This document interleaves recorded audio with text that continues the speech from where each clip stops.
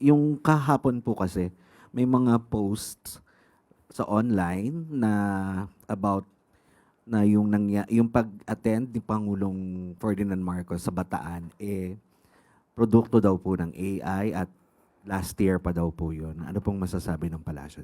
Alam naman ng mainstream media ang katotohanan.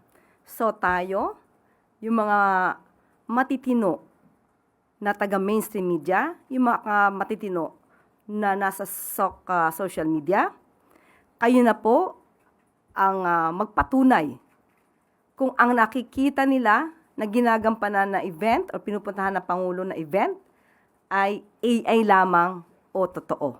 So kayo po ang maaaring makatulong din sa amin dahil on our part, on the part of the government, ginagampanan lamang po ng Pangulo ang kanyang obligasyon para sa taong bayan at para sa bayang ito. Kung mayroong mga naninira, alam naman natin kung saang parte ito nang gagaling. At suportahan natin mismo ang gobyerno at labanan natin ang fake news.